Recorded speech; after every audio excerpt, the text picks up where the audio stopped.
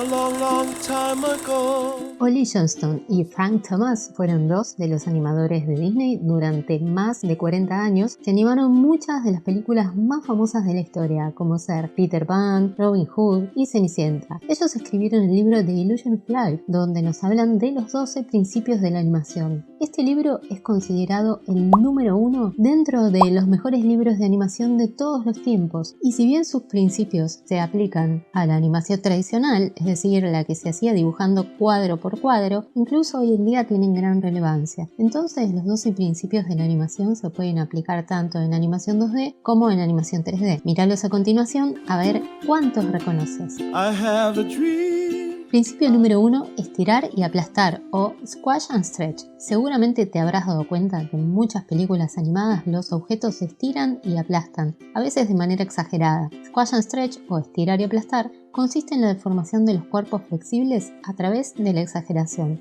Esto sirve para lograr un efecto más cómico o más dramático de estiramiento. Muchas veces se relaciona con la velocidad y con la inercia. Es ideal aplicar este principio en animaciones no realistas, por ejemplo las que son de estilo cartoon, para enfatizar el lado cómico. Principio número 2. Anticipación. Muchas acciones anticipan los movimientos. Por ejemplo, cuando un jugador de fútbol va a patear una pelota, la acción no empieza cuando la patea, sino cuando toma impulso para realizar la patada. Esto guía la mirada del espectador, anuncia sorpresa. Entonces esta acción se divide en 3 pasos. La anticipación, que es lo que nos prepara para la acción. En el caso de la pelota sería tomar impulso. La acción en sí misma, que sería patear la pelota, y la reacción, que sería como una recuperación. Es el fin de la acción. Por ejemplo, cuando el jugador cae o hace un movimiento después de haber hecho fuerza y tomado impulso para patear la pelota. Principio número 3. Puesta en escena o staging. Es la representación de una idea a través de distintos elementos colocados en el escenario. Con este principio traducimos las intenciones, el ambiente de la escena, lo que queremos contar, o son posiciones y acciones específicas de los personajes también dentro del escenario. Entonces, colocando en escena elementos clave, en lugares clave, guiaremos la vista del espectador. Hay varias técnicas de puesta en escena para contar una historia visualmente: esconder o revelar un punto de interés, ponerlo en primer plano, por ejemplo. Pero tengamos en cuenta que si algún objeto es colocado en primer plano o muy visible, significa que algo va a pasar con ese objeto. No lo ponemos tan visible porque sí. Principio número 4. Acción directa y pose a pose, o straight ahead y pose to pose. Con la acción directa creamos una acción continua que puede terminar de manera impredecible, es decir, comenzamos a dibujar una pose tras otra sin saber dónde va a terminar el personaje o el objeto. Y en la acción pose a pose desglosamos los movimientos en una serie de poses claves. Por ejemplo, si yo ya sé que un personaje salta y cae en una plataforma,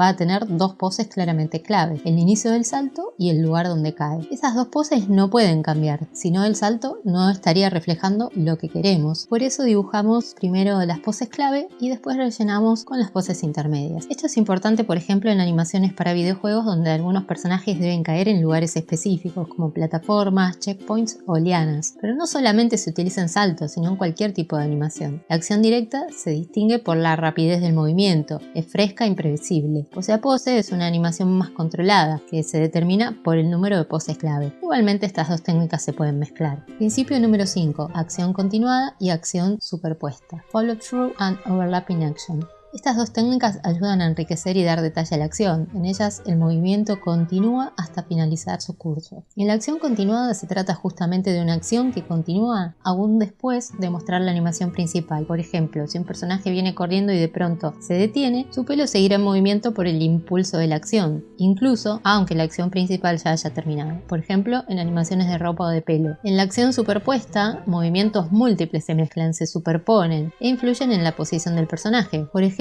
si vamos a animar un cuerpo, primero vamos a pensarlo en partes y luego animar esas partes por separado. Por ejemplo, que vayan cayendo gradualmente. Así va a cobrar más vida que si estuviéramos animando todo el bloque de elementos al mismo tiempo, como vemos en este ejemplo. Principio número 6. Entradas lentas y salidas lentas, o slow in y slow out. Esto significa acelerar el centro de la acción mientras que se ralentiza el comienzo y el final de la misma. Por ejemplo, cuando un vehículo va deteniendo su marcha gradualmente para poder poder estacionarse está desacelerando. Cuando el vehículo se pone en marcha y arranca, está acelerando. Cuando un cohete despega, está acelerando, pero al aterrizar desacelera. Como podemos ver, la velocidad no es uniforme, sino que varía. Una pelota rebota acelerando y desacelerando constantemente. Pueden hacer la prueba en sus casas, sin romper vidrio. Esta técnica suaviza las animaciones y las hace menos abruptas. Principio número 7.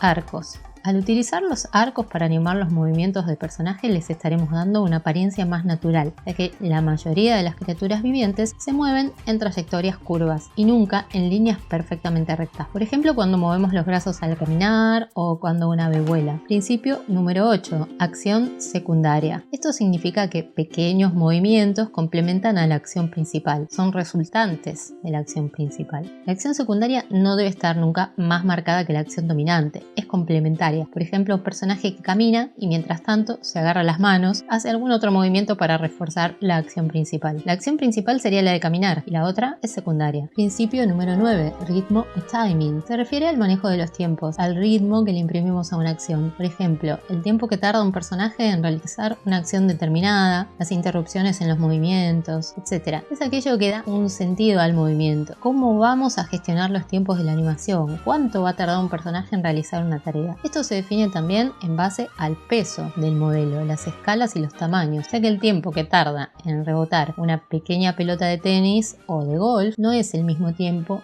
que tarda una pelota de básquet que tiene mayor tamaño y peso. Principio número 10. Exageración. Consiste básicamente en acentuar una acción, en hacerla más creíble. Es un recurso muy utilizado, por ejemplo, un personaje cuando se sorprende y se le saltan los ojos. Principio número 11. Dibujos sólidos. Se trata de pensar al personaje como si estuviera en un espacio tridimensional, con peso, volumen y balance. Incluso aunque sea un personaje 2D, un buen modelado, un sistema de esqueleto sólido o dibujo sólido, como se decía en los años 30, ayudarán al personaje a cobrar vida. El peso de la profundidad y el balance mostrarán personajes más pesados o más ligeros. Sus movimientos también dependerán de su edad y de otras variables, por ejemplo, si está cargando algún objeto pesado. Podemos agregar líneas tridimensionales al dibujo, como realizan los ilustradores, para poder pensarlo en todo su volumen. Principio número 12. Personalidad o apariencia, o appeal. El dotar de carisma a los personajes proporciona una conexión emocional con el espectador. Se trata de que la personalidad sea coherente con sus movimientos y enfatice lo que queremos transmitir. Por ejemplo, si el personaje tiene miedo, estará encorvado, o si está triunfante, levantará los brazos y sacará pecho. Este principio nos ayuda a crear personajes y escenas memorables que persistan en el tiempo